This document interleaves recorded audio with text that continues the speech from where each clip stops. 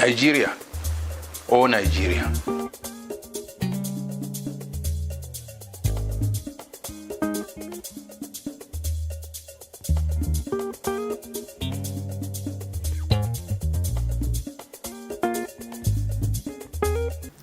The rule of law, Nigeria's only hope for survival, part 3.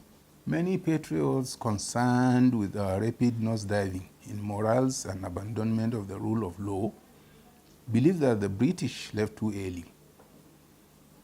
Some theorize that perhaps if our independence, achieved on a platter of gold, was delayed for 20 more years, we will have still been on the course.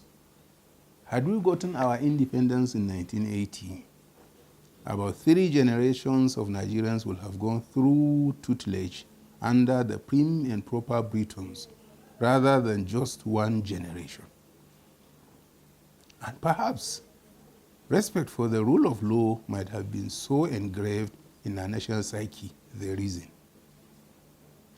Well, our situation has passed the level of lamentation. What we should aim at, after identifying the causes of our problems, is profiling the way out.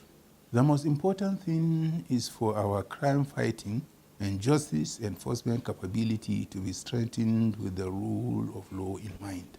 At the height of the NSAS protest, I wrote that the Nigerian police force, with the motto, "The police is your friend," whose mission is to make Nigeria safer and more secure for economic development and growth, to create a safe environment for everyone living in Nigeria, and to build a people-friendly police force that will respect and uphold the fundamental rights of all citizens. But is the force friendly? Do its operatives care for our rights? The Nigerian police have done its best to be accepted by Nigerians as an altruistic institution. It has created an excellent motto and at a time even changed its name by excising force. But apparently, it has stuck. Happy to use force, often it never pretends to be a friend, even earning for itself the sobriquet "kill and go," especially when the police mobile force was in vogue. Even though many innocent citizens have died in its hands, the Nigerian police have done wonderfully well in crime solving, that sometimes one wonders whether they use magic. Apart from excelling in international missions, they have cracked a lot of seemingly hopeless cases at home. This is despite the known fact that the police in Nigeria are underpaid, undertrained, under-equipped, and underappreciated. The welfare of the average police officer is appalling, as the force's big guns convert provided funds for personal use, exhorting their juniors to wait for your time. But the rot in the police force is beyond SARS. It is foundational, historical, institutional, traditional, as well as cultural, that only education, and training is part of education, can improve them and save our country from the atrocities. In the first place, the primary reason the colonialists established the police was to protect British economic and political interests. And the police achieved that through brutal subjugation of indigenous communities by the use of violence, repression, and excessive use of force. Nigerian leaders who took over from the colonialists have continued to use the police in a similar vein. So all ministers, legislators, entrepreneurs, their wives, children, girlfriends, businesses, residences, etc., all have adequate police protection, while our communities and streets do not have enough. Though it is a Nigerian phenomenon for anyone in a uniform of whatever shade to be a tyrant, the police officer must be educated to know that the personal safety and well-being of every Nigerian is his primary duty, not the opposite, as has been the case most times.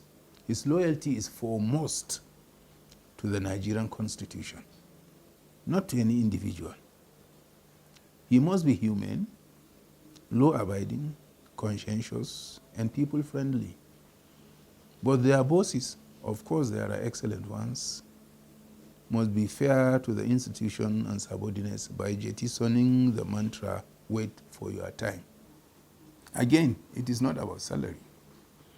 A poor man will still lose for more, no matter how much his take-home pay is.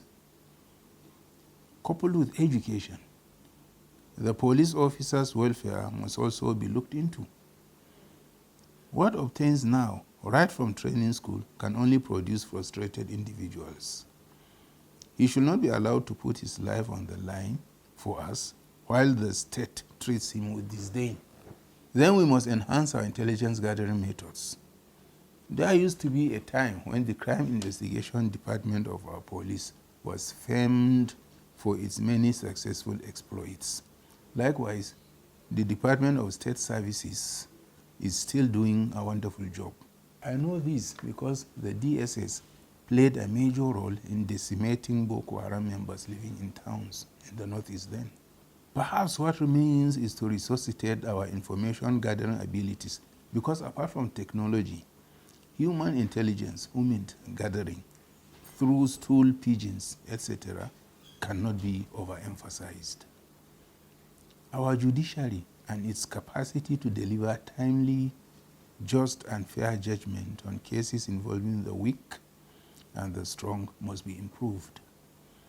Timely judgment delivery takes care of case clogs. Cases that have been begging for attention overwhelm the courts because of their plodding nature.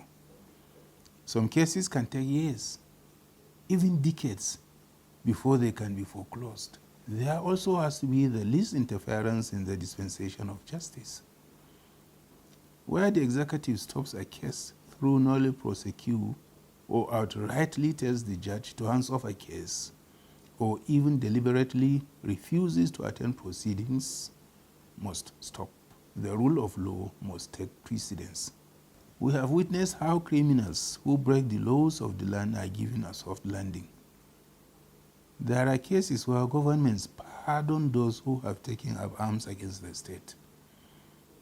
There are insurgents who have slaughtered, maimed, burned public and private property. To pardon them, while nothing is done to mitigate the pain of those they harmed or their families in both the civilian and uniformed populations, sends the wrong signal. Thank you.